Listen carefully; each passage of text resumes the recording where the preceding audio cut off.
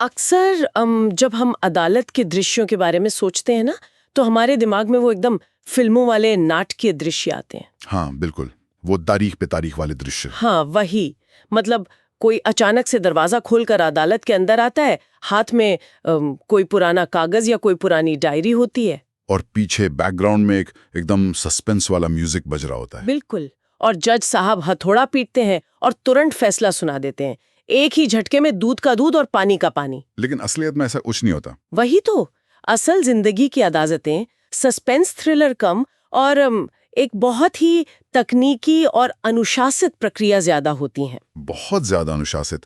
अगर कोई सच में अचानक दरवाजा खोलकर सबूत लेकर घुस जाए ना, तो जज फैसला पलटने के बजाय शायद उसे बाहर का रास्ता दिखा दें।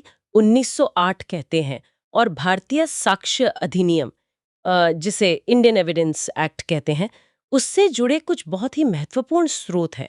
और ये स्रोत बहुत अहम है। हाँ, तो हमारा मिशन आज ये है कि हम इन भारी भरकम कानूनी किताबों के पन्नों से वो असली नियम निकालें जो अदालत के कमरों में हार और जीत तय करते हैं। मतलब एकदम सरल भाषा में। हाँ बिल्कुल, कानूनी प्रक्रियाओं से अनजान लोगों के लिए सिविल एविडेंस प्रोसेस यानी दीवानी मामलों में साक्ष्य की प्रक्रिया काम कैसे करती है, हम इसे आज डिकोड करेंगे। देखिए, अगर हम मुकदमों के एकदम शुरुआती चरणों को देखें, जैसे वाद पत्र दाखिल करना, समन भेजना या जवाब आना। हाँ, जो बेसिक कागजी कार्रवाई होती है। बिल्कुल। और फिर ये तय होना कि विवाद असल में किन बातों पर है। तो ये सब तो महज जमीन तैयार करने जैसा है। अच्छा, तो असली खेल बाद में शुरू होता है। हाँ, इसके बाद जो चरण आता है ना, वो है एविडेंस स्टेज या साक्ष्य का चरण। सिविल केस में ये एविडेंस स्टेज वो धुरी है जिस पर पूरी जीत या हार टिकी होती है। मतलब कागजों पर किए गए दावों में कितनी सच्चाई है वो यहीं पर खा जाता है। एकदम सही। इस पूरी प्रक्रिया को थोड़ा और गहराई से समझने के लिए मैं सोच रही थी कि क्यों ना हम एक उदाहरण लेकर चलें। हाँ, ये अच्छा तरीका रहेगा। तो मान लेते हैं काल्पनिक कहानी। रमेश नाम का एक व्यक्ति है, उसने अपने एक परिचित सुरेश को व्यवसाय के लिए 5 लाख रुपए उधार दिए थे। ठीक है। अब सुरेश वो पैसा लौटाने से इनकार कर रहा है, तो रमेश अदालत का दरवाजा खटखटाता है और सुरेश पर सिविल मुकदमा ठोक देता है। आमतौर पे ऐसा ही होता है। तो अब इस अदालत के मैदान में साबित किसे क्या करना होगा? मतलब अगर मैं इसे एक खेल के नजरिए से देखूं, तो क्या रमेश यहाँ एक चैलेंजर है जिसे पॉइंट स्कोर करने हैं? हाँ, अब कह सकती हैं। और सुरेश एक डिफेंडर है? ये तुलना काफी हद तक सही दिशा में है। देखिए, भारतीय साक्ष्य अधिनियम की धारा 101 से 103 के तहत साक्ष्य का बोझ, जिसे बर्डन ऑफ प्रूफ कहते हैं। हाँ, बर्डन ऑफ प्रूफ, वो हमेशा वादी पर होता है। हमारे उदाहरण में वादी रमेश है, क्योंकि वो अदालत के पास ये शिकायत लेकर गया है कि उसके पैसे नहीं मिल रहे। तो मतलब जिसे दिक्कत है उसी को साबित करना पड़ेगा। बिल्कुल। कानून का बुनियादी नियम यही है कि जो व्यक्ति अदालत से कोई राहत या आदेश चाहता है, उसे ही साबित करना होगा कि वो इसका हकदार है। अच्छा, तो अगर रमेश को ही सब कुछ साबित करना है, तो सुरेश क्या कर रहा है वहाँ? सुरेश बस इंतजार कर रहा है। मतलब क्या वो सच में सिर्फ एक फुटबॉल के गोलकीपर की तरह है? मेरा मतलब है, गोलकीपर को मैच ड्रॉ कराने के लिए खुद गोल करने की जरूरत तो नहीं होती ना? नहीं होती। उसे बस सामने वाले स्ट्राइकर के गोल को ब्लॉक करना होता है। तो क्या प्रतिवादी का काम भी सिर्फ बचाव करना है? ये जो गोलकीपर वाली बात आपने कही ना, ये स्थिति को एकदम स्पष्ट कर देती है। सुरेश जो प्रतिवादी है, उसे शुरुआत में अपनी बेगुनाही साबित करने के लिए कोई बहुत बड़ा सबूत नहीं लाना है। अच्छा, उसे खुद को सही साबित नहीं करना। शुरुआत में तो बिल्कुल नहीं। उसे बस रमेश के हमलों यानी उसके साक्ष्यों को रोकना है, रमेश के गवाहों की बातों में कमियां निकालनी है। मतलब रमेश के केस में छेद करने हैं। हाँ, अगर रमेश ये साबित ही नहीं कर पाता कि उसने 5 लाख रुपए दिए थे, तो सुरेश बिना कोई खास सबूत पेश किए ही वो केस जीत जाएगा। अरे वाह, ये तो क्रिमिनल केस से काफी अलग लगता है। हमने अक्सर फिल्मों या अखबारों में प्रोसिक्यूशन एविडेंस शब्द सुना है। हाँ, बहुत सुना जाता है। तो क्या सिविल केस में भी इसे प्रोसिक्यूशन एविडेंस ही कहते हैं? नहीं, और ये एक बहुत बड़ी गलतफहमी है जिसे आज दूर करना जरूरी है। प्रोसिक्यूशन या अभियोजन शब्द का इस्तेमाल सिर्फ आपराधिक मामलों में होता है, जहां सरकार या पुलिस केस लड़ती है। बिल्कुल, जहां राज्य किसी अपराध के खिलाफ मुकदमा चलाता है। लेकिन रमेश और सुरेश का मामला तो दो निजी व्यक्तियों के बीच का विवाद है ना, ये कोई अपराध तो है नहीं। हाँ, ये तो पैसों का लेन देन है। इसीलिए इसे प्लेंटिफ्स एविडेंस यानी वादी का साक्ष्य कहा जाता है। अच्छा, प्लेंटिफ्स एविडेंस। मान लीजिए रमेश के पास सबूत तो है, लेकिन वो बहुत मजबूत नहीं है, थोड़ा कच्चा केस है। तो क्या वो केस हार जाएगा? क्रिमिनल केस में तो हम सुनते हैं कि संदेह का लाभ या बेनिफिट ऑफ डाउट आरोपी को मिल जाता है। यहीं पर सिविल और क्रिमिनल कानून का सबसे बड़ा अंतर सामने आता है। सिविल केस में आपको कोई भी बात 100% या संदेह से परे जाकर साबित नहीं करनी होती। जिसे बियॉन्ड रीजनेबल डाउट कहते हैं। हाँ, सिविल अदालतें एक अलग सिद्धांत पर काम करती हैं, जिसे संभावना की प्रबलता कहते हैं। संभावना की प्रबलता अंग्रेजी में से प्रिपॉन्डरेंस ऑफ प्रोबेबिलिटी कहते हैं ना? जी हाँ, प्रिपॉन्डरेंस ऑफ प्रोबेबिलिटी। इसका मतलब क्या ये है कि जज एक तराजू लेकर बैठते हैं और देखते हैं कि किसका पलड़ा थोड़ा सा भी भारी है? एकदम सटीक उदाहरण है ये। अदालत सिर्फ ये देखती है कि दोनों पक्षों की कहानियों में से किसके सच होने की संभावना ज्यादा है। अच्छा, सिर्फ संभावना। हाँ, अगर रमेश के सबूत ये दिखाते हैं कि 51% संभावना है कि उसने पैसे दिए थे और सुरेश के पक्ष में केवल 49% संभावना है, तो रमेश जीत जाएगा। बिल्कुल, अदालत रमेश के हक में फैसला सुना देगी। क्या बात है। लेकिन अगर रमेश का साक्ष्य इतना कमजोर है कि वो उस 51% के आंकड़े को भी नहीं छू पाता, तो नतीजा सीधा होगा, सूट डिसमिस्ड। यानी मुकदमा खारिज। हाँ। तो सारा दारोमदार रमेश के कंधों पर ही है। अब चूंकि रमेश को ही ये पूरा मैच शुरू करना है, तो ये जानना जरूरी है कि मैदान में सबसे पहला कदम कौन रखेगा। क्या रमेश सिर्फ अपने वकीलों की फौज और कागजों के पुलिंदों के पीछे छिप सकता है? मतलब क्या वो कह सकता है कि देखिए मेरे वकील साहब सब बता देंगे, मैं तो पीछे वाली कुर्सी पर ही बैठूंगा? कानूनी तौर पर देखें तो रमेश को सबसे पहले साक्षी पेश करने का अधिकार है। सीपीसी के आदेश 18 नियम 1 में इसे राइट टू बिगिन कहा गया है। Right to begin. हाँ, लेकिन सिर्फ कागजों के पीछे छिपना ना एक बहुत ही कमजोर रणनीति होगी। क्यों? क्योंकि केस को मजबूत बनाने के लिए ये सबसे ज्यादा जरूरी है कि वादी खुद कटघरे में आए और अपना साक्षी दे। अच्छा, उसे खुद जाना पड़ेगा। हाँ, उसे PW1 या प्लेंटिव विटनेस 1 बनना चाहिए। लेकिन यार अगर रमेश बहुत शर्मीला हो तो, या उसे कोर्ट के माहौल से डर लगता हो? वो आम बात है। हाँ, वो सोच सकता है कि मैं क्यों जाऊं, जब मैंने पैसे दिए थे तब मेरा दोस्त महेश भी तो वहां था, मैं महेश को गवाही के लिए भेज देता हूँ। अगर रमेश खुद को बचाकर सिर्फ अन्य गवाहों को आगे कर दे तो इसमें क्या नुकसान है? देखिए, ये सोचना बहुत ही स्वाभाविक है, लेकिन कानूनी दृष्टिकोण से ये एक बहुत भयंकर गलती हो सकती है। सच में? हाँ, जरा जज के नजरिए से सोचिए। जो व्यक्ति ये दावा कर रहा है कि उसके 5 लाख रुपए डूब गए हैं, जिसे सबसे ज्यादा तकलीफ हुई है, हाँ, वही अदालत के सामने आकर अपनी बात कहने से क्यों कतरा रहा है? हाँ, ये तो ऐसा है जैसे मैं कह रही हूँ कि मुझे बहुत तेज दर्द हो रहा है, लेकिन मैं डॉक्टर के पास खुद जाने के बजाय अपने पड़ोसी को भेज रही हूँ ये बताने के लिए। बिल्कुल, जज को पक्का शक होगा। अदालत तुरंत ये अनुमान लगा सकती है कि वादी शायद जिरह से डरता है। जिरह मतलब? Cross examination. हाँ। उसे डर है कि अगर वो कटघरे में खड़ा हुआ तो विपक्षी वकील के सवालों के सामने उसका झूठ पकड़ा जाएगा। अच्छा, तो छिपने का मतलब है कुछ गड़बड़ है। बिल्कुल। इसलिए अगर मूल शिकायतकर्ता खुद गवाही नहीं देता तो उसके पूरे केस की विश्वसनीयता ताश के पत्तों की तरह ढह सकती है। बाप रे। चलिए मान लेते हैं कि रमेश ये बात समझ गया। ठीक है। उसने थोड़ी हिम्मत जुटाई और वो गवाही देने के लिए तैयार हो गया। लेकिन अदालत में ये सब असल में होता कैसे है? मतलब रमेश अचानक से तो कोर्ट में नहीं घुस सकता ना? नहीं, ऐसा बिल्कुल नहीं होता। तो इस पूरी प्रक्रिया को निष्पक्ष कैसे रखा जाता है? यहीं पर सीपीसी की जो प्लेबुक है वो काम आती है। अदालत को निष्पक्षता बनाए रखनी होती है ताकि सुरेश को बचाव का पूरा मौका मिले।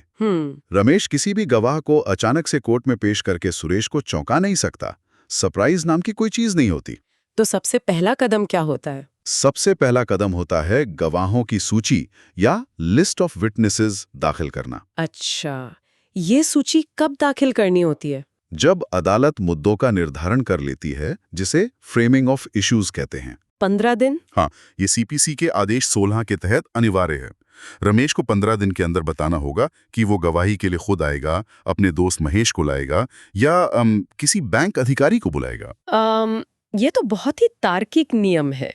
इससे सुरेश को पहले ही पता चल जाएगा कि रमेश की तरफ से कौन-कौन आने वाला है। और सुरेश का वकील उन गवाहों से सवाल पूछने की अपनी तैयारी कर सकेगा। सही बात है। अब सूची दाखिल हो गई, क्या इसके बाद रमेश सीधा कटघरे में जाकर अपनी कहानी सुनाना शुरू कर देगा? फिल्मों में तो ऐसा ही होता है, लेकिन असलियत में अब समय बदल गया है। अदालतों का समय बचाने के लिए सीपीसी के आदेश 18 नियम 4 में एक बड़ा बदलाव किया गया था। वो क्या? अब मुख्य परीक्षा, जिसे एग्जामिनेशन इन चीफ कहते हैं ना, वो मौखिक रूप से नहीं होती। मतलब वो बोलकर नहीं होती? नहीं, रमेश को अपनी पूरी कहानी कि उसने कब और कैसे पैसे दिए एक शपथ पत्र या एफिडेविट के रूप में लिखित में देनी होती है। ओह, यहाँ पे हमारे श्रोत एक बहुत ही महत्वपूर्ण चेतावनी देते हैं जिस पे मैं थोड़ा जोर देना चाहूंगी। बिल्कुल, बताइए। रमेश के इस शपथ पत्र में सिर्फ तथ्य होने चाहिए, कोई कानूनी बहस नहीं। मतलब रमेश ये नहीं लिख सकता कि सुरेश ने मेरे साथ धोखाधड़ी की है और फलां कानून के तहत उसे सजा मिलनी चाहिए। हाँ, ये बहुत बड़ी गलती होती है। उसे सिर्फ ये बताना है कि मैंने 10 जनवरी को सुरेश को 5 लाख रुपए नकद दिए, बस इतना ही। क्योंकि कानून क्या कहता है ये बताना तो वकीलों का काम है ना, गवाह का नहीं। ये बहुत ही बारीक लेकिन अहम बिंदु आपने उठाया। गवाह केवल तथ्यों का चश्मदीद होता है, वो कानून का विशेषज्ञ नहीं होता। बिल्कुल। अब जब रमेश का ये शपथ पत्र अदालत में दाखिल हो जाता है और उसकी एक कॉपी सुरेश के वकील को मिल जाती है, तब आता है इस पूरी प्रक्रिया का सबसे चुनौतीपूर्ण और असली चरण। जीरा, यानी क्रॉस एग्जामिनेशन। हाँ, क्रॉस एग्जामिनेशन। ये तो वही हिस्सा है जहां वकीलों की असली काबिलियत दिखती है। तो अब रमेश अदालत में भौतिक रूप से हाजिर होगा और सुरेश का वकील उस पर सवालों के तीर चलाएगा। बिल्कुल। कानूनी दुनिया में जिरह को सच्चाई उगलवाने का सबसे बेहतरीन हथियार माना जाता है। कैसे? सुरेश का वकील ये साबित करने की कोशिश करेगा कि रमेश का जो शपथ पत्र है वो झूठ का पुलिंदा है। वो रमेश की याददाश्त, उसकी ईमानदारी और घटना के जो छोटे छोटे विवरण हैं उनको परखेगा। अच्छा, जैसे वो पूछ सकता है कि आप कह रहे हैं कि आपने 10 जनवरी को पैसे दिए, लेकिन 10 जनवरी को तो आप शहर से बाहर थे, आपके बैंक रिकॉर्ड्स तो ये बताते हैं। एकदम सही। वकील की पूरी कोशिश होगी कि रमेश हड़बड़ाए और उसके बयानों में विरोधाभास पैदा हो। और अगर सुरेश का वकील रमेश के दोस्त महेश से जिरह कर रहा हो तो वो शायद ये साबित करने की कोशिश करेगा कि महेश तो रमेश का करीबी दोस्त है, इसलिए वो झूठी बोलेगा। हाँ, वो कहेगा तुम तो रमेश के बिजनेस पार्टनर हो, तुम तो वही बोलोगे जो रमेश चाहेगा, कुछ इस तरह से। मतलब गवाह का कोई मोटिव साबित करना। जी, इसे गवाह की विश्वसनीयता को तोड़ना कहते हैं। और यही कारण है कि अदालत में गवाहों की संख्या से ज्यादा ना उनकी गुणवत्ता मायने रखती है। ये एक बहुत ही दिलचस्प बात है, क्योंकि अक्सर लोगों को लगता है कि अगर उनके पास 10 गवाह हैं तो उनका केस तो बहुत मजबूत है। ये एक बहुत आम गलतफहमी है। अगर रमेश 10 ऐसे कमजोर गवाह ले आए जो सुरेश के वकील की जिरह में टूट जाएं या एक दूसरे की बात काट दें या घबराकर कोई गलत जवाब दे दें, हाँ, तो रमेश का पूरा केस डूब जाएगा। इसके बजाय एक ऐसा मजबूत गवाह जो अपनी बात पर अड़िग रहे, जिसके बयान में कोई छेद ना हो, वो अकेला ही केस जीतने के लिए काफी है। अच्छा, मान लीजिए जिरह के दौरान रमेश घबराहट में कोई ऐसी बात बोल देता है जिसका गलत मतलब निकाला जा सकता है। ऐसा होता है अक्सर। सुरेश का वकील उसे उलझा देता है, तो क्या रमेश के वकील के पास उसे सुधारने का कोई मौका होता है? हाँ, कानून इसकी अनुमति देता है। जिरह के बाद पुनः परीक्षण या री एग्जामिनेशन का चरण आता है। Re examination. अगर जिरह के दौरान कोई भ्रम पैदा हो गया है तो रमेश का वकील उस भ्रम को दूर करने के लिए सवाल पूछ सकता है। तो वो रमेश को बचा सकता है। हाँ, लेकिन यहाँ एक बहुत कड़ी शर्त है। री एग्जामिनेशन में रमेश का वकील अचानक से कोई बिल्कुल नई कहानी या नया मुद्दा नहीं उठा सकता। अच्छा, मतलब जो पहले बोला है सिर्फ उसी पर बात होगी? हाँ, ये सिर्फ सफाई देने के लिए, नए सिरे से केस बनाने के लिए नहीं। ठीक है, ये तो हो गई गवाहों के बयानों की बात, लेकिन जो दस्तावेज होते हैं, जैसे रमेश और सुरेश के बीच हुआ कोई इकरारनामा या बैंक की रसीदें, उनका क्या? वो भी बहुत अहम है। तो दस्तावेज अदालत में कैसे पेश किए जाते हैं? क्या रमेश जिरा के बीच में अचानक से अपनी जेब से कोई कागज निकाल कर कह सकता है कि जज साहब देखिए मेरे पास ये रसीद भी है? नहीं, ऐसा बिल्कुल नहीं किया जा सकता।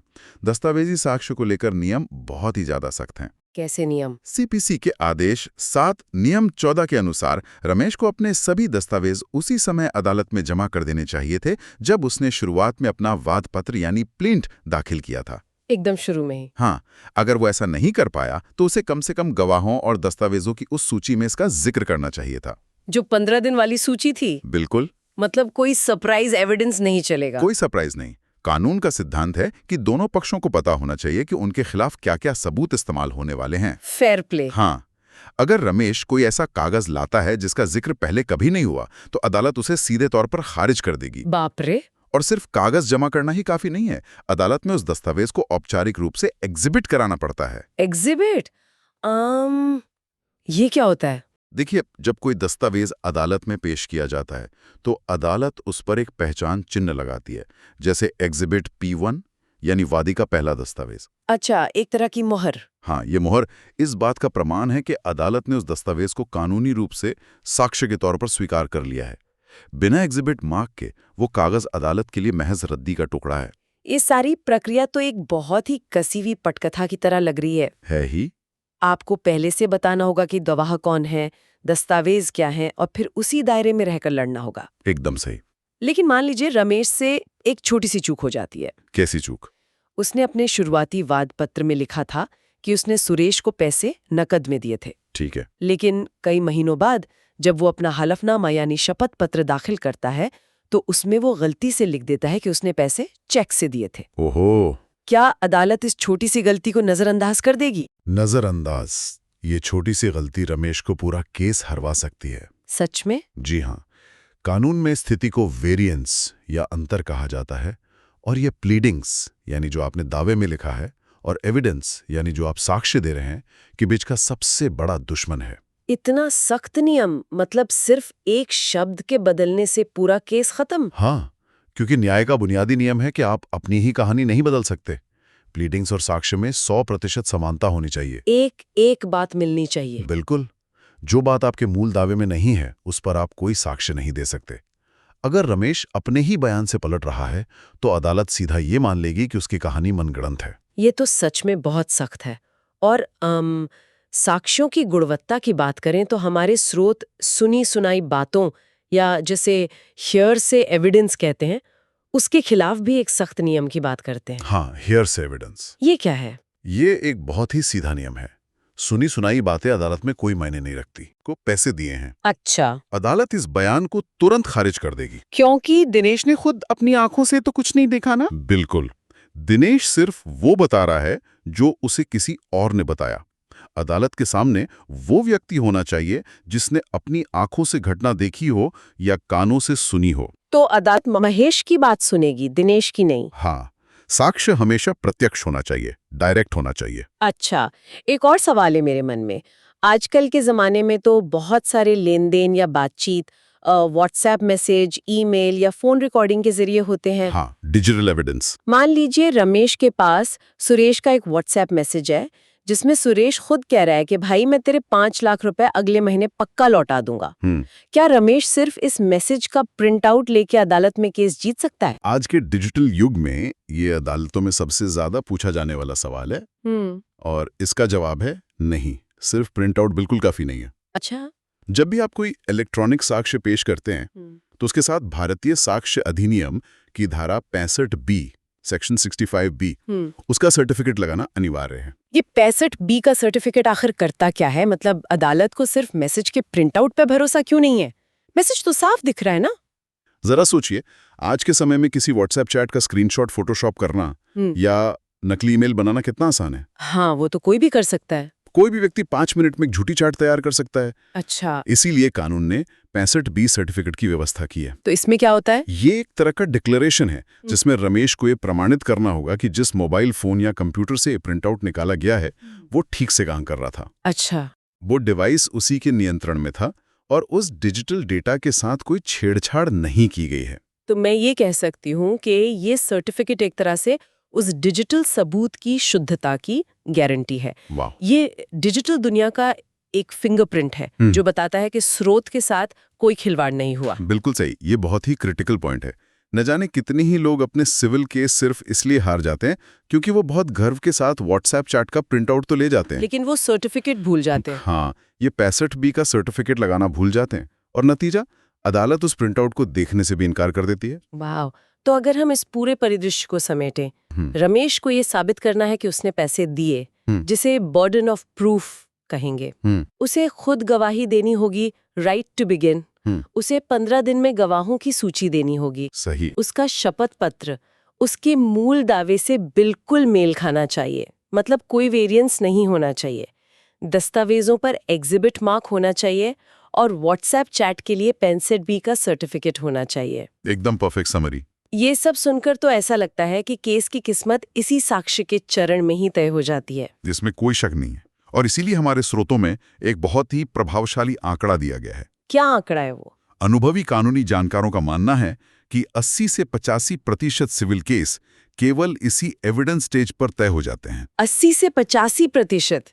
मतलब बाकी का जो 15-20% हिस्सा है वो केवल अंतिम बहस, जिसे फाइनल आर्ग्यूमेंट्स कहते हैं, और अदालत के विवेक पर निर्भर करता है। हाँ, देखिए, अगर आपकी नींव यानी आपके साक्ष्य मजबूत नहीं है ना, तो दुनिया का कोई भी बेहतरीन वकील अंतिम बहस में अपनी वाकपटुता से आपके केस को नहीं बचा सकता। मतलब वकील कितना भी अच्छा बोले, सबूत नहीं तो कुछ नहीं।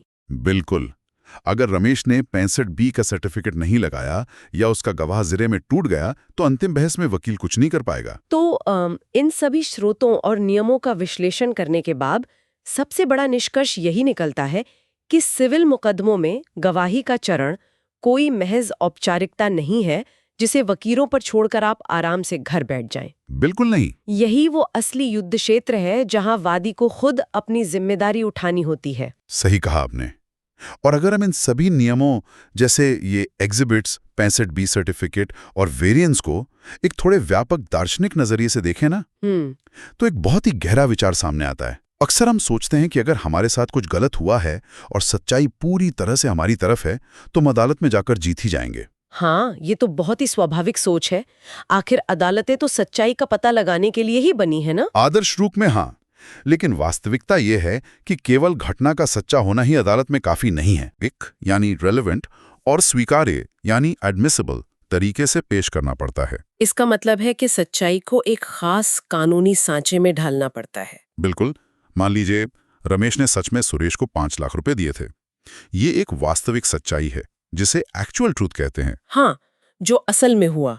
लेकिन अगर रमेश उस सच्चाई को गलत तरीके से पेश करता है, अगर वो दस्तावेज पर एग्जिबिट नहीं लगवाता, इलेक्ट्रॉनिक सबूत के साथ 65B नहीं देता, या उसके शपथ पत्र में कोई छोटा सा अंतर आ जाता है, तो क्या होगा? तो अदालत उस सच्चाई को देखने से ही इनकार कर देगी। अदालत के लिए वो घटना कभी हुई ही नहीं। अरे बाप रे! तो मतलब एक पूरी तरह से सच्ची घटना भी अदालत में हार सकती है अगर उसे प्रक्रिया के तहत सही तरीके से पेश न किया जाए। यही सबसे बड़ी विडंबना है। ये चीज हमें इस बात पर गहराई से सोचने को मजबूर करती है कि दुनिया में जो वास्तविक सच्चाई घटित हुई और अदालत के रिकॉर्ड में जो कानूनी सच्चाई साबित की जा सकी, इन दोनों के बीच अदालत के कमरे में कितना बड़ा फासला हो सकता है। अदालतें भावनाओं या बाहर की दुनिया के सच पर नहीं चलती। वो सिर्फ उसी सच को सच मानती है जो साक्ष्यों की कसौटी पर खरा उतरता है। यार, ये तो सच में एक बहुत ही झकझोर देने वाला विचार है। वो जो शुरुआत में हमने फिल्मों की बात की थी ना, जहां एक व्यक्ति अचानक से कागज लहराते हुए आता है और तुरंत न्याय हो जाता है। हाँ, वो फिल्मी ड्रामा। आज की चर्चा से ये स्पष्ट है कि असल जिंदगी में बिना सही मोहर के, बिना सूची में नाम हुए और बिना सही कानूनी प्रक्रिया के वो कागज अदालत के लिए महज रद्दी का टुकड़ा हो सकता है, भले ही उसमें पूरी दुनिया का सबसे बड़ा सच क्यों न लिखा हो। बिल्कुल। और यही सिविल एविडेंस प्रोसेस की कठोर लेकिन न्याय व्यवस्था को अनुशासित रखने वाली एक आवश्यक वास्तविकता है। एकदम सही। तो इसी विचार के साथ हम आज की इस गहन चर्चा को यहीं विराम देते हैं। सिविल प्रक्रिया और साक्ष्यों की इस पेचीदा दुनिया को इतने व्यावहारिक तरीके से समझने में ये जानकारी निश्चित रूप से बहुत काम आएगी। मुझे भी ऐसे ही लगता है। अगली बार जब भी अदालत या मुकदमों का जिक्र होगा तो शायद हमारा ध्यान केवल नाटकीय बहसों पर नहीं बल्कि उसके पीछे की उस ठोस एविडेंस की नींव पर भी जाएगा जो असल में हार और जीत तय करती है। हमारे साथ इस डीप डाइव में जुड़ने के लिए बहुत बहुत धन्यवाद।